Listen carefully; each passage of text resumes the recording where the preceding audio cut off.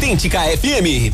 Muito boa tarde, Belo Horizonte. São 4h04 aqui no Alto da Serra. Uma vista panorâmica espetacular de Belo Horizonte. E acontece agora o programa Educação é para Todos, como acontece todas as quintas-feiras, às 4h aqui.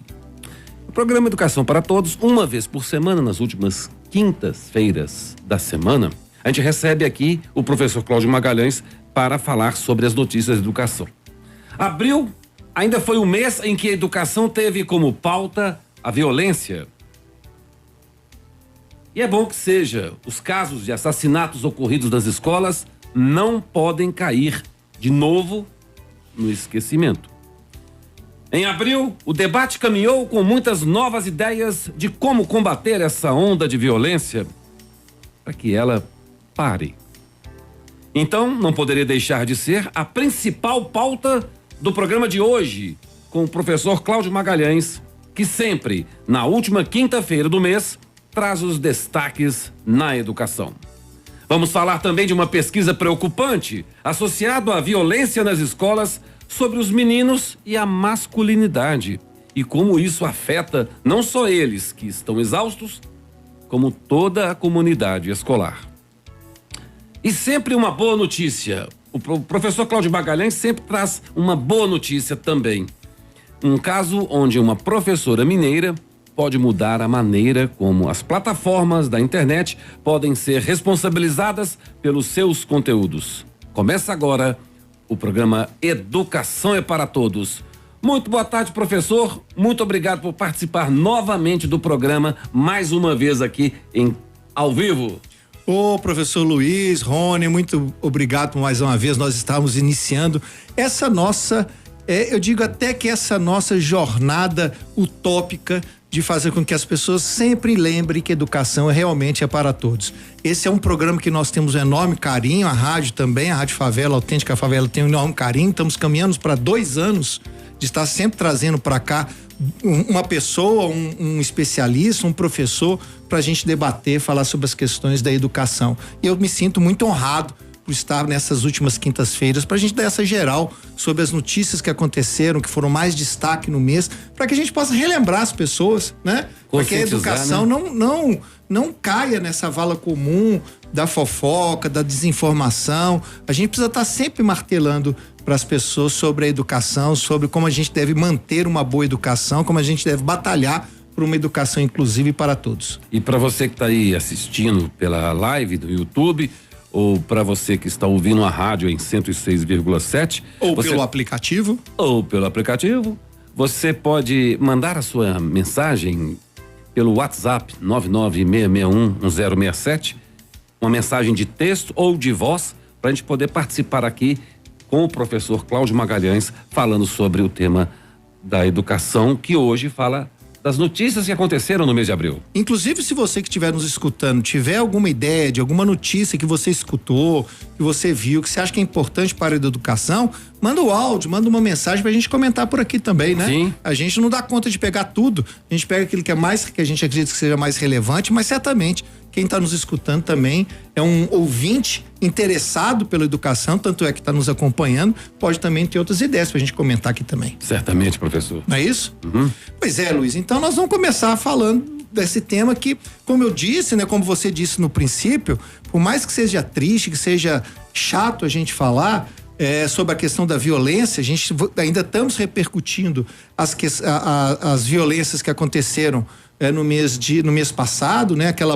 A morte, aquela violência na Vila Oeste de São Paulo, também de Curitiba, lembrando que não são casos mais isolados, isso que é triste, porque você tem hoje uma média nos últimos 2-3 anos de pelo menos um ataque fatal por mês no Brasil. Isso é um negócio absurdo. A gente acompanhava isso nos Estados Unidos, achava que isso era de outro planeta e estamos vendo isso acontecendo no Brasil. Cláudio, é inadmissível a gente ter índice de letalidade escolar. Não é uma coisa maluca? Absurda. Um negócio que a escola supostamente exatamente o lugar que a gente deixa as crianças, os nossos jovens e os professores assim também encaram como lugar da segurança, não só da segurança física, né? Da segurança do conhecimento, da segurança que as pessoas estão olhando ali para o crescimento daquela pessoa, que toda vez que a gente entrega uma criança, um jovem na porta de uma escola, a gente tem uma esperança de que ele vai sair dali um pouquinho melhor do que ele entrou. Exatamente. Não é? Isso é que é legal na escola. E agora nós temos toda a comunidade aí estressada, com medo, por conta dessa loucura que se transformou a violência no país. É claro que as pessoas podem ter opinião diferente, isso é importante que tenham, mas nada me convence, viu, Luiz, de que na realidade isso acontece por um grande descaso sobre a questão da violência nos últimos anos. Ao contrário, até um incentivo. Eu não sei se você percebe isso, eu percebo hoje que está todo mundo polarizado no sentido da violência, assim, sabe aquela coisa de que você anda no trânsito e aí aquela buzinada que o cara achava ruim de você eventualmente fazer uma fechada sem querer, alguma coisa nesse sentido. A menor distância que existe, né? Menor tempo, a fração de segundo menor que tem é um momento que o sinal abre e o cara de trás buzina, né? Só que antes você podia achar ruim e ir embora, agora não, as pessoas perseguem, brigam, vão xingando durante não sei quantos metros, né? Você veja que hoje... Isso quando não acontece o pior, né? Quando não acontece o pior, você vê hoje, por exemplo, outro dia eu tava caminhando e aí vi uma pessoa que se esbarrou numa outra. Puxa, parecia que eles iam brigar na rua ali, porque uma se esbarrou na outra. Então, esse clima de beligerância, de violência, que é motivado pelas grandes forças políticas que nos últimos anos disseram o seguinte: não, o negócio é sair na porrada mesmo, né? O negócio agora nosso é violência. O 8 de janeiro é uma prova disso, de que tudo pode ser feito, que a violência justifica. Então nós estamos recolhendo o fruto disso. E é interessante a gente falar do exemplo dos Estados Unidos, porque uma das coisas que as pessoas estão dizendo assim, pois o Brasil está virando os Estados Unidos. Não, gente, não tá. Graças aos céus, nós não somos os Estados Unidos. Por exemplo, né? Nós temos um controle de armas que andaram querendo tirar nos últimos 4 anos da população, e nós no Brasil temos esse controle de arma, e olha que ainda tem muita arma na rua, né? E esse controle de arma foi o suficiente para que essas tragédias não fossem pior. Porque, por exemplo, esses 2 jovens que cometeram o crime em março nas escolas, foi por um machadinho e por uma faca. Você imagina se nós tivéssemos aqui essa liberação que os Estados Unidos têm das armas. As tragédias seriam muito piores. Muito piores. Então, sim, nós temos essa diferença, e isso é uma das coisas que a gente não pode perder. Por exemplo, uma diferença que nós temos em relação aos Estados Unidos, uma diferença cultural, é que nós somos a cultura mais acolhedora, né? Enquanto lá a questão é muito cada um por si, vamos transformar as pessoas pela educação, para que elas possam dar conta de si mesmo. Aqui, claro, tem tudo pontos positivos e negativos, mas aqui a gente é acolhedor, né? A gente é de abraçar, é de ter um pouco mais de carinho. A gente vê que os professores nas escolas, quando eles têm condição, infraestrutura e saúde para isso, eles acolhem os alunos de uma maneira carinhosa, coisa que é difícil de você ver em culturas diferentes, como os Estados Unidos, a Inglaterra, né? E a gente tem essa cultura acolhedora. E aí isso ajuda também a que a gente possa ter menos tragédias, porque eu acredito que muitos desses jovens que lá nos Estados Unidos perdem a cabeça, aqui em algum momento ele está sendo acolhido por alguém, antes que ele consiga fazer esse tipo de ato, antes que ele tome esse tipo de ato, né? E a nossa escola, também ao contrário, ou diferente das escolas dos Estados Unidos, ela é um ambiente social, né? Tanto é que a gente vê muitas escolas aqui fazendo eventos no fim de semana, feiras, né? E a gente vê que muitas, por exemplo, reunião das associações acontecem dentro da escola. Então você tem muitas coisas que a escola chama para si. A quadra de futebol muitas vezes é dentro da escola, né? Então isso é muito legal. São características que o Brasil tem de acolhimento, de a escola ser um centro social e comunitário, da gente não ter essa liberação das armas que faz com que a tragédia seja pior. Então a gente não pode perder isso. A gente tem que valorizar isso. E aí, em abril, Luiz, a gente teve muitas discussões de quais então são as propostas, né? O que a gente pode fazer para que essas tragédias parem? E aí eu acho que em relação até março, que nós estávamos muito impactados, muito emocionados por tudo que tinha acontecido, né? Em abril eu senti que as pessoas foram tendo ideias melhores. Claro que a gente teve as ideias malucas, né? extremistas. Ah, não, nós temos que colocar, encher a escola de câmera. Ah, nós temos que... Ah, eu escutei isso, você deve ter escutado também, proposta de deputado querendo liberar a arma para professor. Isso é um absurdo, né? Não é? Ou seja, é um negócio... É na contramão, né? Isso é um negócio maluco, né? Como se professor tivesse que fazer... De professor, a gente tem que fazer formação para professor, né? Para vigilante, nem guarda. Não é isso que ele tem que fazer. Mas você vê essas loucuras acontecendo. Ah, colocar câmera. Bom, se câmera resolvesse criminalidade, né? Nós não teríamos aqui em Belo Horizonte a quantidade de crime que a gente tem no centro. Porque o lugarzinho que tem câmera é o centro de Belo Horizonte. Às vezes me parece que essas câmeras só servem para entregar vídeo pro MGTV mostrar, porque, né, assim, para que vai ter a câmera? Esses atos rolam tão rápidos que quando a polícia vê lá, né, ou seja, não vai ser no imediatismo que a gente vai resolver. Então a gente teve umas coisas legais que aconteceram que as pessoas realmente estavam discutindo. Por exemplo, apareceu muito algumas propostas da Associação Nacional dos Psicólogos Escolares dos Estados Unidos. Claro, se alguém tem experiência em tiroteio e matança em escola, os Estados Unidos está no topo, né? E aí eles têm eles estão querendo adaptar, trazer essas soluções que eu acho que são importantes. Então, assim, olha, primeiro lembrar que aumentar essa parceria de segurança da escola com a comunidade. E aí não é botar um posto da PM lá dentro da escola.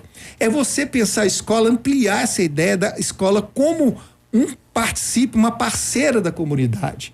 Sabe assim, eu acho que você já deve ter presenciado, nós temos assim uma experiência de vida, da gente acompanhar, por exemplo, aqueles grandes projetos sociais, onde ia lá o posto de saúde, onde ia aquele pessoal cortar cabelo, onde ia a Secretaria de Saúde para poder fazer uma carteira de trabalho, de identidade. Essas ações globais, que a gente não pode nem ficar associando, porque parece que é a marca da Globo, mas essa ideia das ações sociais dentro da escola, trazer cidadania, né? Trazer ali o centro de saúde com os psicólogos, né, com os assistentes sociais para fazer uma visita, trazer a campanha da vacinação, trazer pais que puderem participar, os pets, né? Olha que legal, trazer os pets, né?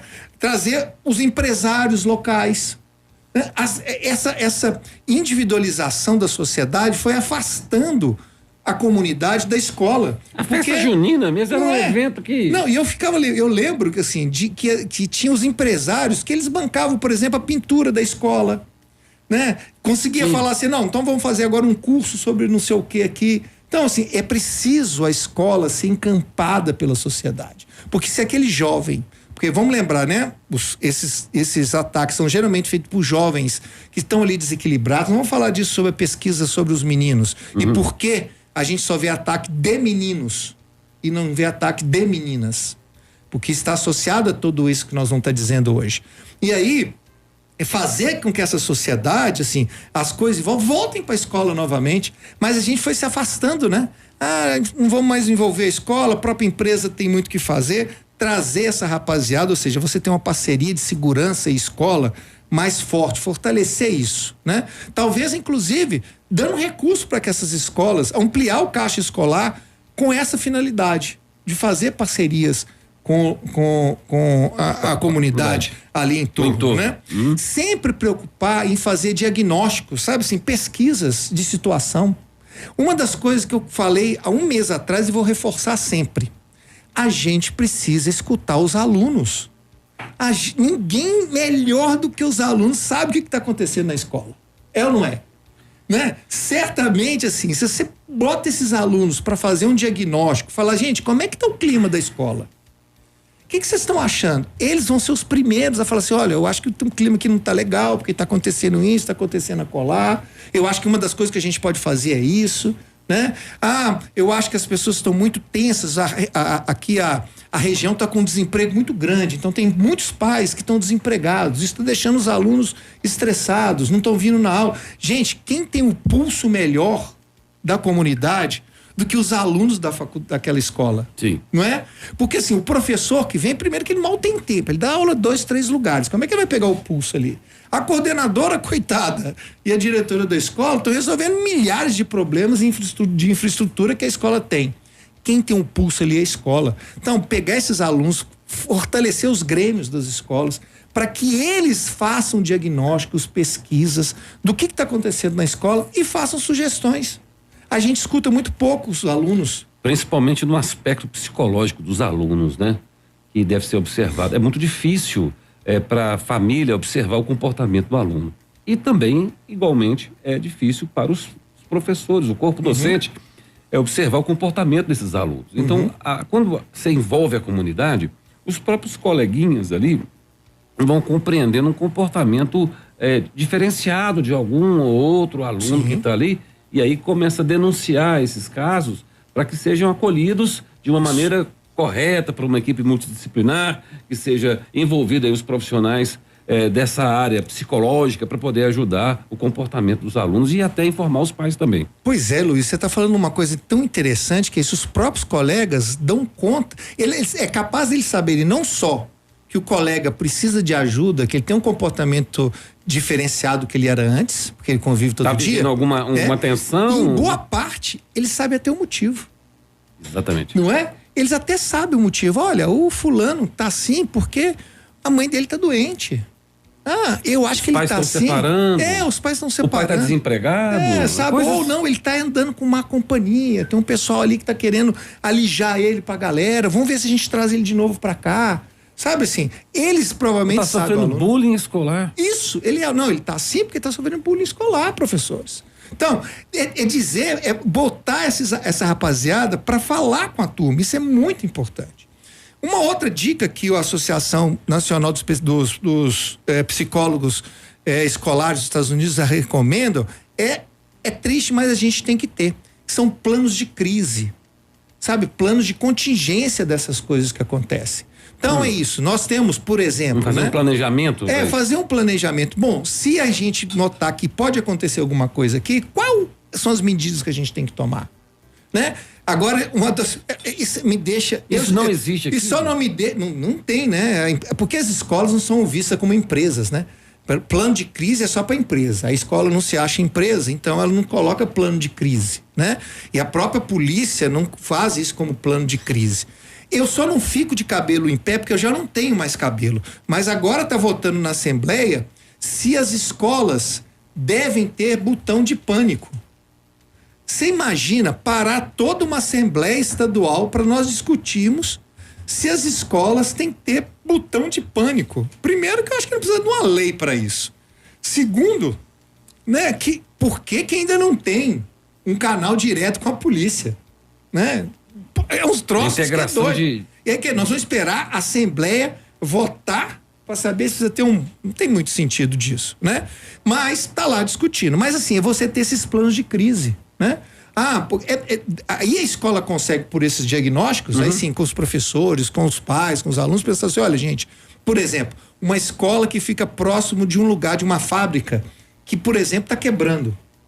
É óbvio que aquele lugar vai ter uma crise.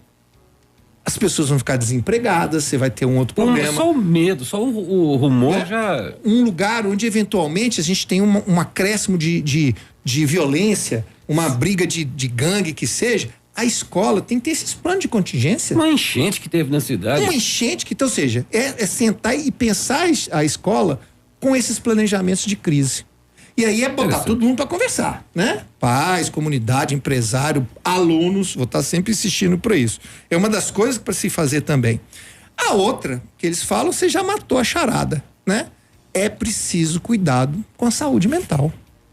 E aí eu não vou nem dizer, vou passar para você, Luiz, você que é um psicólogo, quais seriam algumas medidas que você acha que seriam legais para ajudar na saúde mental dos nossos estudantes, para que se evite esse tipo de violência? A partir do momento que você está no ambiente escolar, um fator importante é a escuta qualificada. Olha que legal. Sabe, você ouvir os alunos, né?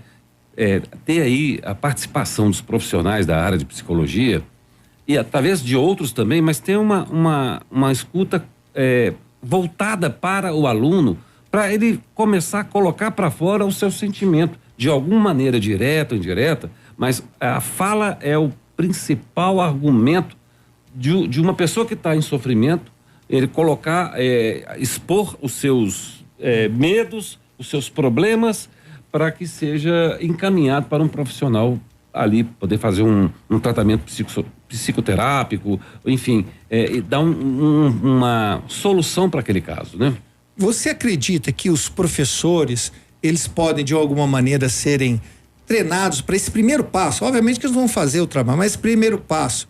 E também, juntando essa pergunta, como é que você acha que deveria ser, por exemplo, a participação dos centros de assistência social e dos centros de saúde, por exemplo, da prefeitura ou da cidade em torno? Eu acredito que a gente deve colocar ali uma equipe multidisciplinar para poder trabalhar em sincronismo entre a escola e o centro de saúde. Entendi. Né? Tem que haver ali uma coparticipação, né? Não pode ser dois processos estanques, entende, Cláudio? É preciso que os dois órgãos, a escola e o centro de saúde, se dialoguem. Entendi. E que envolvam a comunidade nesse sentido, né? Para potencializar o comportamento social dos alunos da escola. Você acha que, assim, de repente, assim, umas reuniões periódicas entre, sei lá, uma pessoa do CRAS, uma pessoa do centro de saúde e uma pessoa da escola. Gente, o que nós vamos fazer essa semana? Ou o que nós vamos fazer nessa quinzena? Você acha que ajudaria? Eu acho que sim. Para isso precisa de ter uma organização, uma coordenação.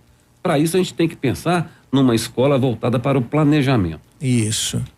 Ô, Cláudio, eu tô aqui com o Luiz Henrique, lá do bairro Jardim Leblon. Ô, Rony, você pode rodar o áudio dele, por favor? Olá, pessoal da Rádio Autêntica FM, boa tarde. Tô aqui escutando o programa aqui, né? Isso aí, tudo que vocês estão falando aí, são um excesso de direito, né? Esse ECA, Estatuto da Criança e do Adolescente, isso aí tem que ser revisto. Porque o pai não tem autoridade mais, a mãe não tem autoridade mais, a família, não existe mais o conceito de família, né? Hoje as mulheres querem trabalhar e o Estado cuida dos filhos. A educação vem de berço. Então, se o pessoal não tem educação em casa, eles na rua fazem o que querem, né? E com essa droga deliberada, esse excesso de direitos que a Constituição de 88 fez, essa Constituição de 88 deveria ter tido um modelo com a Constituição europeia, a Constituição americana ou dos países asiáticos. Não, eles fizeram elas a liberté, né? Então, essa é a principal causa do caos no nosso país, o excesso de assassinatos, os feminicídios e as nossas crianças, né? Que elas que mandam em casa hoje, não são mais os pais. Muito obrigado, meu nome é Luiz Henrique, do bairro Jardim Leblon. Obrigado pela sua participação. Gente, participem como o Luiz, é muito legal a gente tá discutindo com vocês e conversando com vocês sobre isso, tá? Luiz, olha, eu acho que o problema não é o excesso de legislação, eu acho que é o contrário, sim, né? É a falta da aplicação da lei, e aí muitas das vezes as pessoas têm uma ideia construída do que é a lei, mas efetivamente acaba não sabendo exatamente como ela está sendo aplicada. Eu acho que o grande problema, Luiz, não é o ECA, né? Não é o estatuto. O grande problema foi uma sociedade geral que foi cada vez mais se interessando pelo individualismo, porque a sociedade em consumo assim o quis. Então vou te dar um exemplo, você deve, pelo que eu entendi, você é uma da geração próximas da nossa aqui. Até pouco tempo atrás, quando a nossa família ia numa pizzaria, a gente chegava na pizzaria e pedia assim, eu quero uma pizza gigante ou grande, e a gente pedia no máximo 2 sabores, lembra? No máximo de flexibilidade que a gente tinha ali no núcleo familiar, né? Então, se tinha um que gostava de calabresa, outro de portuguesa e outro de mussarela, a família tinha que entrar com um acordo para que seja só 2 sabores. E refrigerante era só 1 litro, né? 1,5 litros.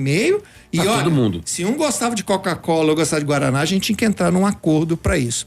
Hoje o que acontece? Hoje, se a gente vai numa pizzaria, cada um pede a sua latinha, cada um pede o seu brotinho. Por quê? Porque nós estamos numa sociedade altamente individualizada pelo consumo, que é claro que é muito mais rentável a pizzaria vender 4, 5 brotinhos do que uma pizza grande. É melhor ela vender 4, 5 latas ou refrigerantes diferentes do que uma só. E aí, você tem isso que eu concordo inteiramente com você. você ganha com o consumo, e principalmente consumo de coisa supérflua, né? Quem é que ganha, quem é que tem mais autoridade de consumo de coisa supérflua do que criança? Do que jovem, né? Esses caras têm autoridade. E aí, quando a gente chega para escolher alguma coisa, a gente vai, como adulto, abre mão da nossa autoridade e fala assim, gente, o que vocês querem? E aí eles falam, eu quero Guaraná, eu quero Fanta, eu quero isso, a gente não tá, né? E aí, claro que a gente tem aquela coisa dos pais de querer o melhor pros filhos, né? E a gente não enxerga nesse momento que o melhor dos filhos talvez seja assim, não, a gente tem que entrar num acordo aqui porque não tem dinheiro para tudo, né? E não dá pra gente abastecer essa história também. Então, esse menino rei, essa menina rei que virou o centro da nossa família e que eu concordo com você, ela é fruto de uma sociedade consumista que efetivamente quer que as soluções sejam muito mais infantis, sejam muito mais do impulso e muito menos racionais, como é a questão dos adultos. Tanto é que você vê hoje, que é um absurdo, viu, Luiz Henrique? Você vai ver, por exemplo, propaganda de carro totalmente infantilizada. Você vê aí o carro fugindo de um dinossauro, aí tem outro anúncio que é o incrível Hulk. E aí, por quê? Porque, na realidade, hoje nós temos o absurdo, e não tem classe social, todas as classes estão sendo assim, o absurdo do pai e da mãe, quando vai escolher uma coisa cara, vai perguntar pro filho, aí, filho, você gosta desse carro? Aí ele fala assim, não, pai, esse aqui eu não gosto não, daquele eu gosto daquele outro que tinha um dinossauro correndo, sabe? É um negócio absurdo para isso, da gente imaginar que realmente nosso consumo foi levando para esse lado. Bom, isso em relação às crianças como dona da casa, como essa individualização. Agora, em relação à mãe trabalhar fora e o pai trabalhar fora e a escola e passar a educação para a escola, isso efetivamente acontece porque na realidade nós temos uma desigualdade no Brasil cada vez maior. E realmente as pessoas estão tendo que trabalhar muito, principalmente as mais pobres, trabalhar muito para poder botar comida para casa. Você está vendo aí como é que é a inflação. E aí realmente você tem pouco tempo para administrar. E não tem uma sociedade que fala o seguinte, gente, vamos dividir as coisas? Valores. O que é importante para a vida, como as pessoas devem amar a outra, acolher a outra, como ela deve respeitar a outra, isso efetivamente é na família, Luiz. Estou em pleno acordo contigo. E aí, a escola vai dar o quê? O conhecimento, vai dar informação trabalhada, uma série de coisas legais. Mas, com essa correria, com essa individualização, com esse consumo todo que a gente está tendo, o que você está vendo? As famílias, até isso, elas falam assim, gente, eu não dou conta, eu tenho que trabalhar demais, deixa a escola também fazer a questão de valores, a questão também das crenças, e aí as coisas estão todas confusas. Mas não nos deixemos enganar, viu, Luiz, por essa sociedade de consumo, achar que a culpa é nossa, que a culpa é da lei do ECA. Não, sabe assim, é toda uma indústria que a gente precisa entender e batalhar contra ela, fazendo o que a gente está fazendo agora, conversando com as pessoas. E mais uma vez, querido, muito obrigado pela sua participação. Eu agradeço a participação do Luiz Henrique do Jardim Leblon, que ele entrou em contato com a gente através do 996611067, mandando a sua mensagem de áudio. E você também pode fazer o mesmo, pode mandar sua mensagem de áudio ou de texto aqui por o 996611067. Faça como também a Vera do Riacho, que mandou a sua mensagem de áudio. Vamos lá, Rod. Boa tarde, professores. Aqui, sobre esse assunto que vocês estão falando aí, eu acho que a família é a base de tudo. No nosso tempo, a gente tinha que ter uma religião, a gente tinha que ter para a igreja, a gente obedecia os mais velhos, tinha que dar bênção aos mais velhos. Hoje os jovens não querem saber de mais nada e os pais não estão querendo educar. Como eles trabalham o dia inteiro, deixa os filhos à revelia. Não pode bater, porque se bater chama a polícia te prende. Pede galinha, não mata pinto. Então eu acho que tá tudo errado. Criança tem que ter limite.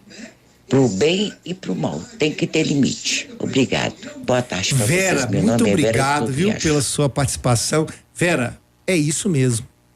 Você falou, vou repetir tudo que você falou que é bem. Família é a base. Ponto. Concordo inteiramente, foi o que eu falei com o Luiz. Valor, crença, respeito, tudo isso é na família que dá. Por que as famílias estão abrindo mão disso? E muitas das vezes elas fazem isso não de maneira cruel e ruim e tal. Na realidade, vende-se a ideia de que em vez de você dar um valor, uma crença, é melhor você pagar um curso na igreja, por exemplo. Em vez de você dar um valor, é mais fácil você comprar um curso ou um livro ou uma roupa, né?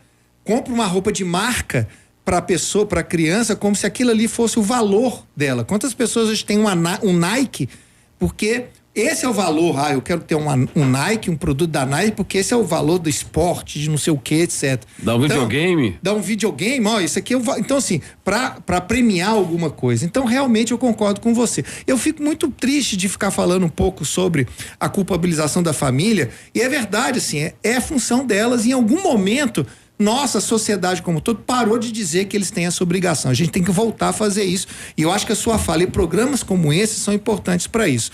Vou te dizer duas coisas importantes, Vera. Primeiro, as crianças e os jovens querem essa autoridade. Pessoal, escuta o que o tio Cláudio está falando. Os crianças e os jovens querem essa autoridade. Biologicamente, socialmente, psicamente, eles estão naquele momento que eles falam assim, gente, alguém me diz o que é certo e o que é errado. Só que eles não vão dizer isso, porque eles não sabem nem verbalizar isso. Como é que eles vão fazer isso? Eles vão fazer isso falando com comportamento. Por exemplo, fazendo uma coisa errada, porque todo adolescente faz coisa errada, para poder testar se isso é certo ou errado. É difícil ser pai e mãe, né, Vera? É verdade, mas é assim que as coisas acontecem. Então eles fazem um teste para falar assim, deixa eu ver, vou fazer um trem errado para ver se isso aqui é certo ou errado. Porque eu não vou perguntar pro meu pai nem minha mãe para isso.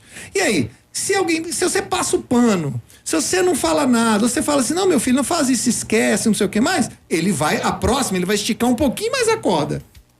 Mas muitas pesquisas provam isso, que os jovens não sabem dizer, mas eles estão o tempo inteiro buscando as referências pelos pais e pelas mães. Então, essa é a primeira coisa que eu vou dizer para quem precisa botar limite. Não vá pela cara feia da criança e do jovem. Eles não sabem administrar os seus sentimentos nesse momento. Eles precisam de limites, não só porque é uma questão social, porque eles querem isso. Eles querem saber aprendizar, saber qual que é certo e o que é errado. E aí eu vou falar a segunda coisa para você em relação, por exemplo, ao meu filho. Meu filho tem 15 anos e até hoje ele pede bênção para dormir e pede bênção quando acorda. E ele vive nesse momento, né? E tá lá. E por que ele faz isso? Porque eu e a mãe dele fazíamos questão de fazer isso. E não é muito mais, não é uma questão de briga, não, sabe? Assim, fazer, você tem que fazer, porque isso é o certo, errado. Eu falo assim, a gente fala muito mais assim, filho, isso é um gesto carinhoso que você pode fazer pra gente todos os dias. Pede bênção, não custa nada. E a gente fala, Deus te abençoe, né? E ele gosta disso. Né? Ele gosta disso. Então hoje ele já faz de maneira automática. Então, uma coisa que eu acho que mudou da nossa geração pra agora, viu, Vera, é que a gente pode pedir e mandar eles fazerem isso, não porque nós somos pais, porque nós temos autoridade, mas porque nós os amamos. E aí quando a gente ama, o afeto fala mais alto. E somos educadores também. E são educadores. Então quando a gente faz isso, eles entendem, pode fazer cara ruim um dia no outro, mas o meu filho aprendeu e gosta de pedir bênção para todo mundo. Ele pede pro padrinho, pede pra avó, pede pro avô. E ele gosta disso. E a gente fica orgulhoso disso. Ele faz bobagem? Faz. Mas dentro daquele esquema que eu te falei. Ele vai medindo, até a gente vai. Umas eu deixo ele um pouco mais para frente, porque eu acho que ele tem que ter autonomia. Outras a gente dá uma puxadinha. Mas isso que faz a educação. Vera, obrigado por você ter me dado a oportunidade de falar isso, viu? Muito obrigado pela sua participação. Agradeço a Vera do bairro Riacho, que participou pelo 996611067, e você também pode mandar a sua mensagem de texto ou de voz para participar aqui, conversando com o professor Cláudio Magalhães sobre a educação. E agora nós vamos falar com a Ângela das Graças. Boa tarde, meu nome é Ângela das Graças. Deixa eu te falar, antigamente a gente não tinha nem condições de comprar refrigerante. Então, por isso que tudo era mais fácil na vida da gente, porque era aquilo que tinha que a gente tomava. Hoje não. As pessoas exigem o que eles querem, não o que a gente pode ter. Aí ficou difícil a vida, né? Ângela, é isso mesmo, né? Você tá coberta de razão. Agora, é o que eu costumo dizer, sabe assim, quando as pessoas, eu trabalho na área de tecnologia e as pessoas sempre dizem assim, mas o celular ele deixa a criança lá parada e ela não faz nada. Eu sempre faço a primeira pergunta. Primeiro, quem deu o celular para a criança? Porque ele não se materializou na mão da criança de uma hora para outra. Alguém comprou esse celular, alguém emprestou esse celular, alguém colocou um programinha lá para ele poder ficar quietinho, né? Nada contra isso não, viu, gente? Eu também já tive filho pequeno, né? E de vez em quando é bom botar ele assistindo uma galinha pintadinha. Mas uma coisa que eu já adianto para todo mundo: pesquisas já mostram no mundo inteiro que a criança até os 2 anos não devia chegar nem perto de um celular, porque efetivamente afeta ao crescimento cognitivo dessa criança. Mas vamos dizer, né? Mais fácil, bota a criança ali para ela parar de chorar, botar uma musiquinha. Antes a gente ficava assim, não chora não, tal. Agora não, a gente pega, ao invés de ficar balançando, a gente dá para ele o celular. Então o primeiro problema é com a gente, viu? Soraya, a primeira coisa que a gente começa, Ângela, desculpe. Primeira coisa que a gente começa é que esse celular, eu só vou tomar se for Coca-Cola, né? Mas a Coca-Cola que tem, sei lá, 3 vezes mais caro do que aquela tubaína ali que eu posso comprar. Aí a gente quer agradar, né? Fala, não, então tá, eu vou me sacrificar e comprar Coca-Cola. Sendo que o ideal seria a gente falar assim, filhinho, só tem tubaína, quer? Não quer? Aí vai fazer um escândalo, vai fazer uma birra. Aí a gente pergunta assim, gente, birra, a gente já faz, nós fizemos, né? Mas hoje a gente tem medo de birra. Então, o negócio, como disse também a Vera anteriormente, começa, e o Luiz também, né? Começa lá na família. Os nãos têm que ser dados pela gente. E aí a gente acostumou toda uma geração de que não existe não. Só existe o talvez, né? Quem aqui não teve o trauma, mais velhos, né? Que essa geração não tem, que é aquele trauma, hein, Luiz? Que quando a gente passava, a gente falava assim, mãe, eu quero isso. Aí a mãe fala assim, na volta a gente compra. E essa volta nunca acontecia, não é? Mas acontece que a criança, Cláudio, ela não tem essa noção de tempo, né? Se chegar para a criança, tem estudos provando isso. Fala assim, olha, você quer um bombom agora ou uma caixa de bombom daqui a 10 minutos? Ele quer um bombom agora. Porque ele não tem essa noção de tempo. Então, o imediatismo faz com que a criança, ela fica muito exigente para os pais.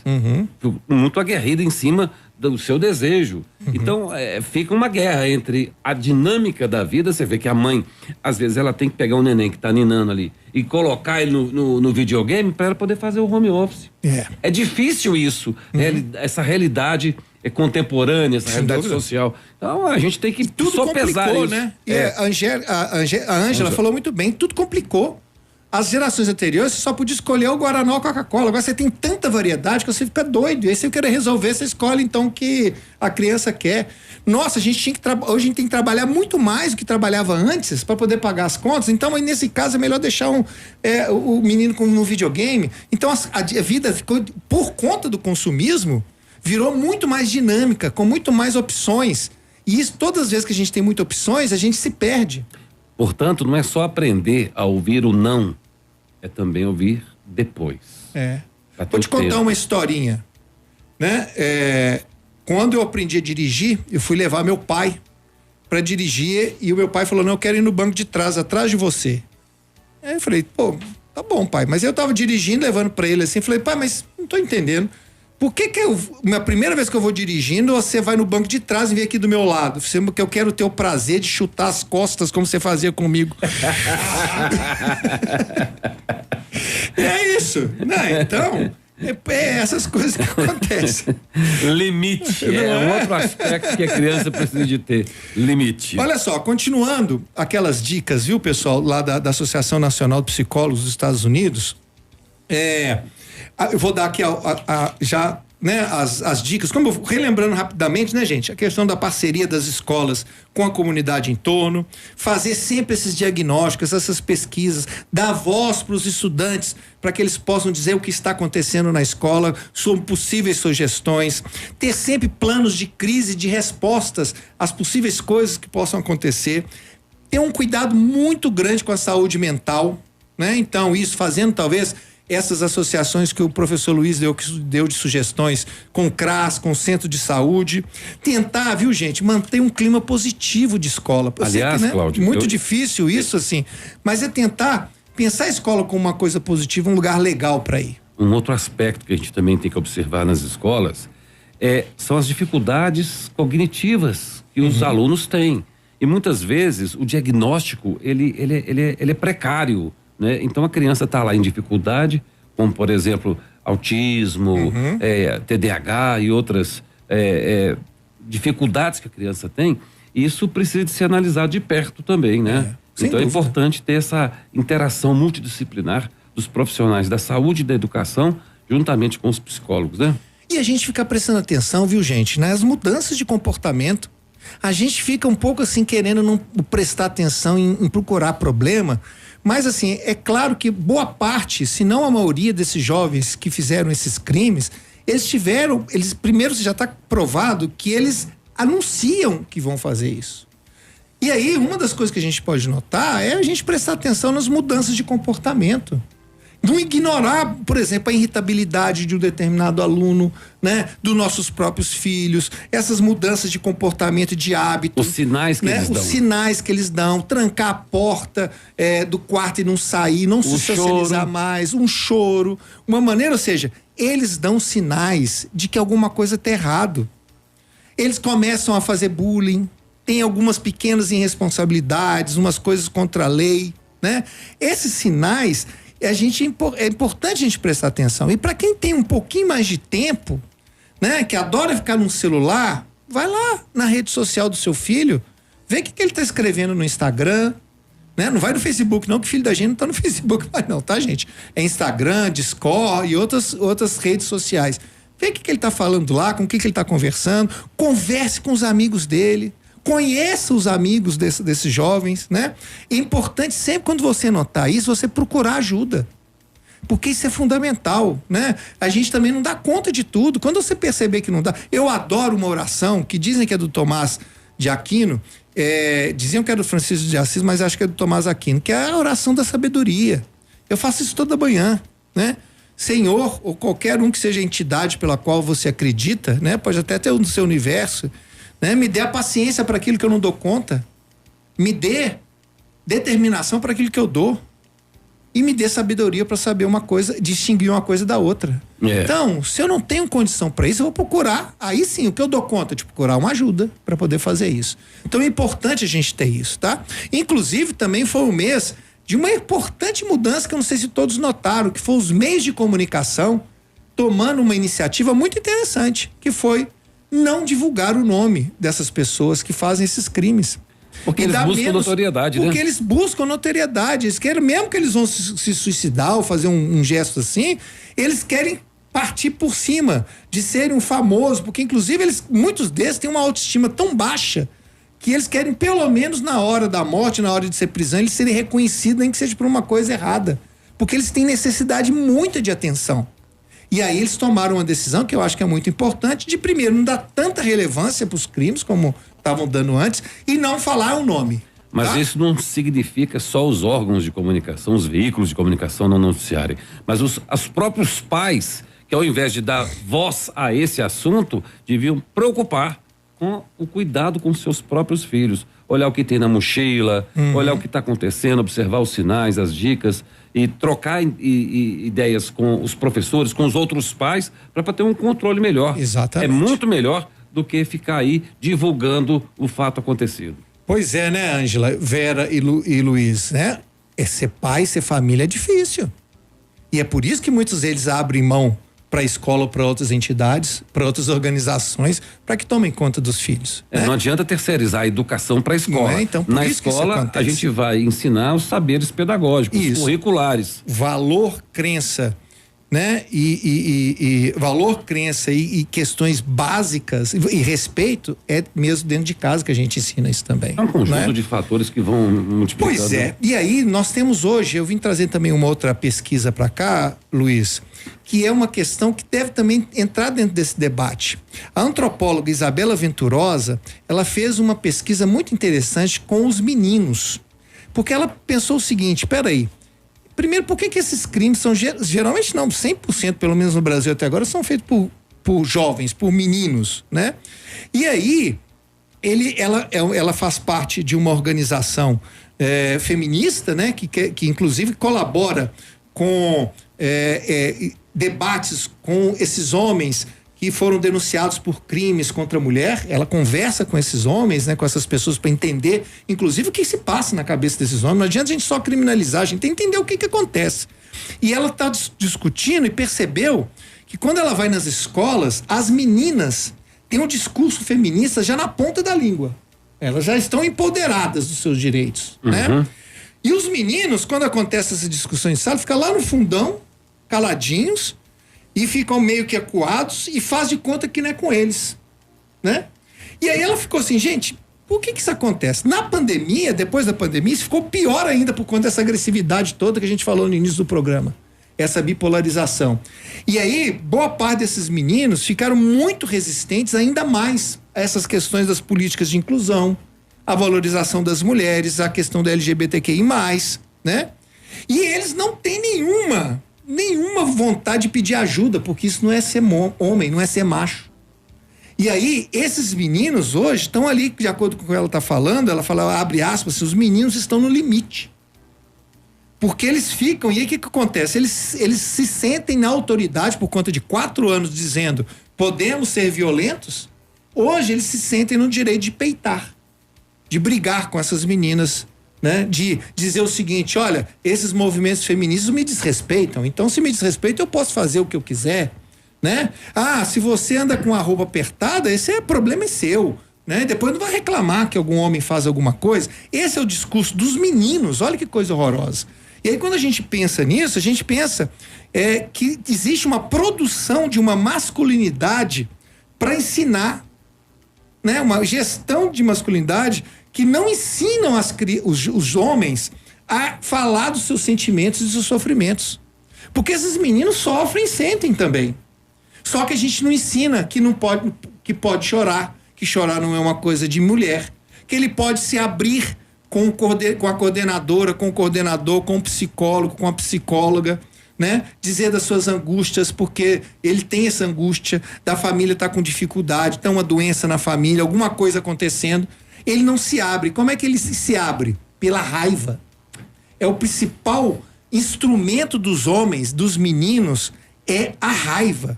E aí ele usa essa raiva para responsabilizar as mulheres.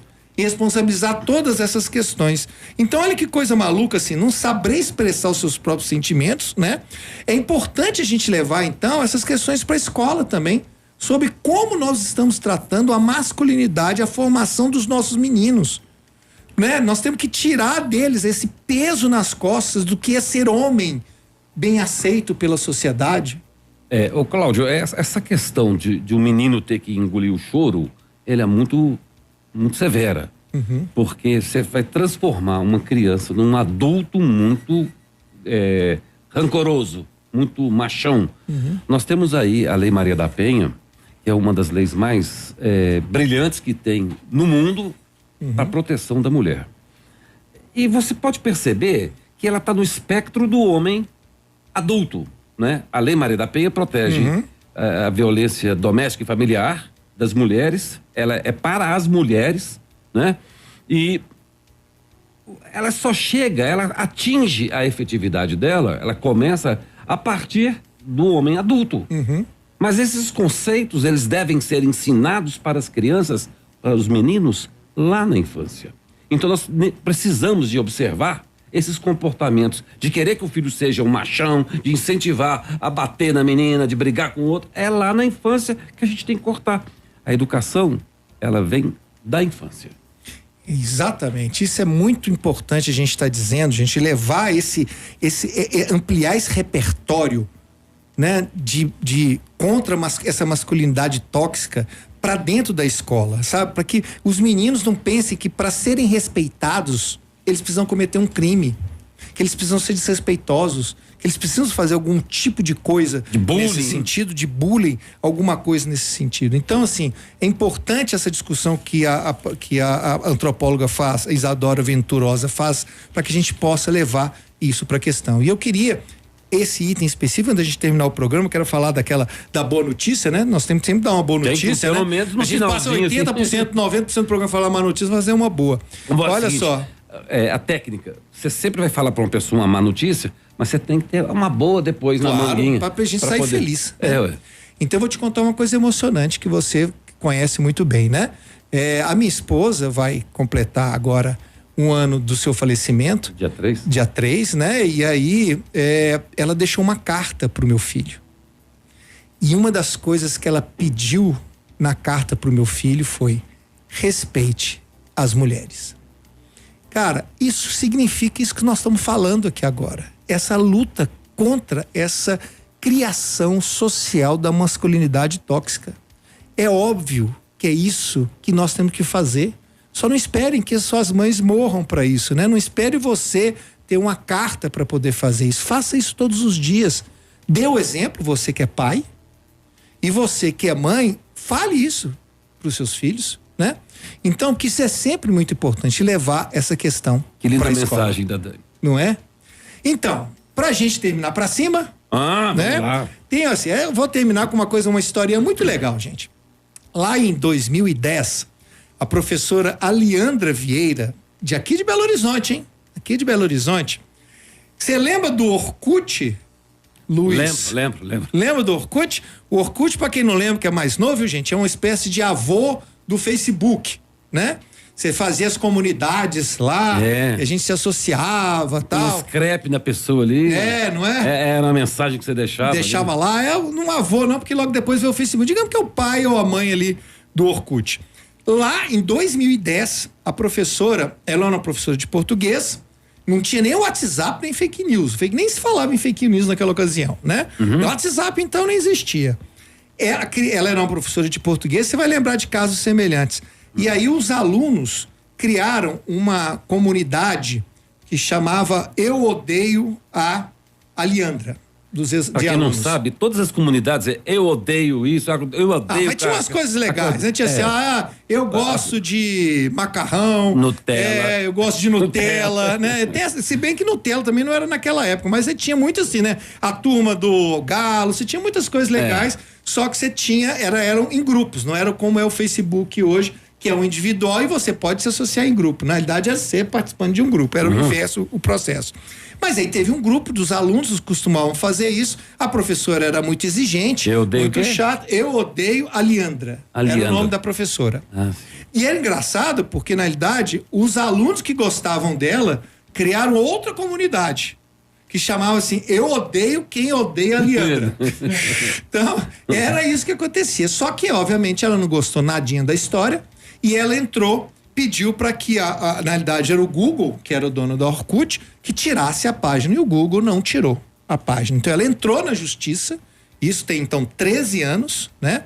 E ela perdeu em primeira instância, não conseguiu tirar, mas na segunda instância conseguiram tirar o site e está pedindo agora uma indenização em relação a isso há 13 anos atrás. Mas o mais legal disso... Que ela tirou o Orkut também. Né? Mas o mais legal disso é que isso está hoje no Supremo Tribunal Federal. E isso está sendo discutido em audiências públicas para que esse caso específico da professora Aliandra fortaleça a mudança na legislação das plataformas de conteúdo. Que cria uma jurisprudência. Uma jurisprudência para que a gente possa ter essa nova lei das plataformas, que elas assumam os conteúdos que elas colocam no ar. Sem essa desculpa de falar assim, não fui eu que coloquei, foi o fulano. É igual o cara que vende uma arma e fala assim, não, o problema não foi eu que vendi, o problema foi a Taurus que fabricou. Uai, não, ele tem responsabilidade também. E o problema foi quem comprou.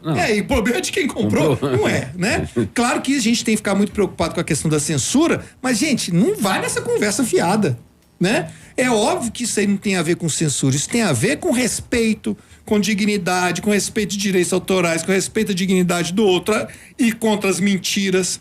E o mais legal que eu queria dizer pra gente fechar bem é mostrar como é que uma professora simplesmente se indignou com uma coisa, entrou na justiça, tá demorando 13 anos? Tá.